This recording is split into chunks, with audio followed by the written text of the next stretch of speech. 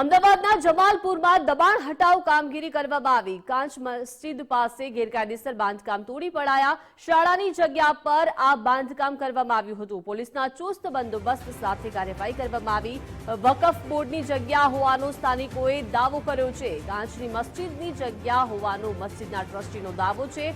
2017ની આસપાસ શાળા અન્ય જગ્યાએ ખસેડાતા દુકાનનું બાંધકામ મુદ્દે સંકલન સમિતિમાં એમએલએ અમિત શાહે રજૂઆત કરી હતી। કોર્ટની મંજૂરી બાદ ગેરકાયદેસર 10 દુકાનોને તોડવામાં આવી। મસ્જિદની જગ્યા એએમસીને શાળા ચલાવવા માટે આપી હતી, ત્યારે કાંચની મસ્જિદે એએમસીને 100 વર્ષના ભાડા પેટે જગ્યા પર આપી હતી।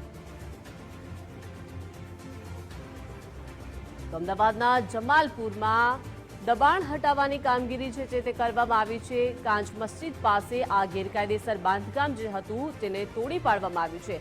શાળાની જગ્યા પર આ બાંધકામ કરવામાં આવ્યું હતું અને પોલીસના ચુસ્ત બંદોબસ્ત સાથે કાર્યવાહી કરવામાં આવી છે। પરંતુ સ્થાનિક લોકો દાવો કરી રહ્યા છે કે વકફ બોર્ડની જગ્યા હોવાનો સ્થાનિક લોકોએ દાવો કર્યો છે, પરંતુ કાંચની મસ્જિદની જગ્યા હોવાનો મસ્જિદના ટ્રસ્ટીનો દાવો છે। એટલે કે સ્થાનિક લોકો જે દાવો કરી રહ્યા છે સામે મસ્જિદના ટ્રસ્ટીનો દાવો પણ અલગ છે, કેમ કે 2017ની આસપાસ શાળા અન્ય જગ્યાએ ખસેડાતા દુકાનનું બાંધકામ કરવામાં આવ્યું હતું અને બાંધકામ મુદ્દે સંકલન સમિતિમાં એમએલએ અમિત શાહે રજૂઆત કરી હતી। કોર્ટની મંજૂરી બાદ ગેરકાયદેસર 10 દુકાનોને તોડી પાડવામાં આવી છે। આ ગેરકાયદેસર દુકાનો બાંધવામાં આવી હતી અને 10 જેટલી દુકાનો હતી જેને આખરે તોડી પાડવામાં આવી। મસ્જિદની જગ્યા એએમસીને શાળા ચલાવવા માટે આપી હતી। કાંચની મસ્જિદે એએમસીને 100 વર્ષના ભાડા પેટે આપવામાં આવી હતી। કામ ઉપર પોતાનું બુલડોઝર ફેરવવામાં આવ્યું છે।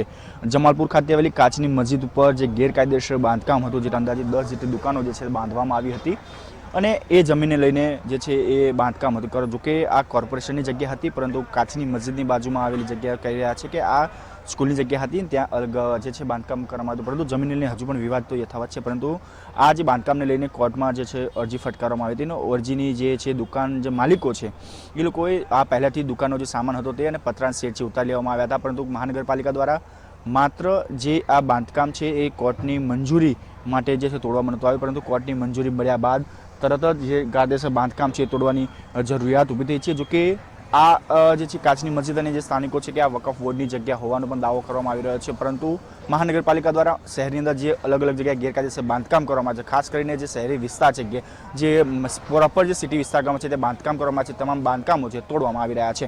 કેમેરામેન મનીષ દવે સાથે રાહુલ ત્રિવેદી, ગુજરાત ફર્સ્ટ, અમદાવાદ। તો અમદાવાદના જમાલપુરમાં દબાણ હટાવની કામગીરી શરૂ કરવામાં આવી। આ દબાણ હટાવની કામગીરીમાં ગેરકાયદેસર બાંધકામ હતા જેને તોડી પાડવામાં આવ્યા છે। કોની કોર્પોરેશનની છે કે મસ્જિદ ટ્રસ્ટની છે?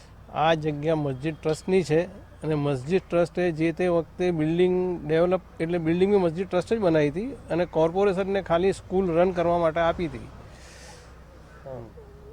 અને એ પછી કોર્પોરેશને આ જે બિલ્ડિંગ હતી એ લગભગ 2009-10માં આ લોકોએ ઉતારી લીધી।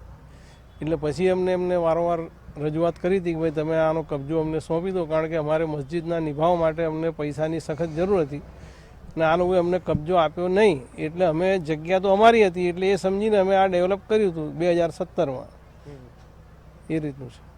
ઓકે, તો પછી કોર્ટ કેસ પણ થયેલો, એ કઈ રીતનો કેસ? એ 2017માં અમે સેશન્સ કોર્ટમાં કેસ કર્યો હતો અને આનું અમે કોર્ટ કમિશન બી કરાયું હતું અને એમાં મ્યુનિસિપાલિટી અને સ્કૂલ બોર્ડ બે પાર્ટી બનાવી હતી અમે, અને એ પેન્ડિંગ છે હજી અમારું દાવો। ઓકે, તો અત્યારે હાલ જે ડિમોલિશન ચાલી રહ્યું છે કઈ બાબતને લઈને ચાલે છે?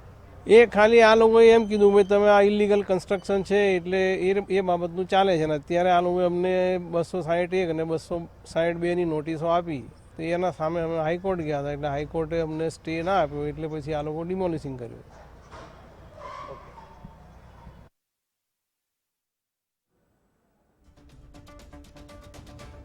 તો જમાલપુરમાં દબાણ હટાવની કામગીરી થઈ, પરંતુ આ દબાણ હટાવમાં અનેક પ્રતિક્રિયાઓ સામે આવી છે, કેમ કે સ્થાનિક લોકોનો દાવો છે કે આ વકફ બોર્ડની જગ્યા હોવાનો સ્થાનિક લોકો દાવો કરી રહ્યા છે, પરંતુ મસ્જિદના ટ્રસ્ટીનો દાવો છે કે આ જે જગ્યા છે તે કાંચની મસ્જિદની જગ્યા છે, એટલે કે 2017ની આસપાસ શાળા અન્ય જગ્યાએ ખસેડવામાં આવી અને આ જગ્યા પર દુકાનનું બાંધકામ કરી દેવામાં આવ્યું. 10 જેટલી દુકાનો ખડકી દેવામાં આવી, પરંતુ બાંધકામ મુદ્દે સંકલન સમિતિમાં એમએલએ અમિત શાહે રજૂઆત કરી હતી અને કોર્ટની મંજૂરી બાદ ગેરકાયદે 10 દુકાનોને તોડી પાડવામાં આવી.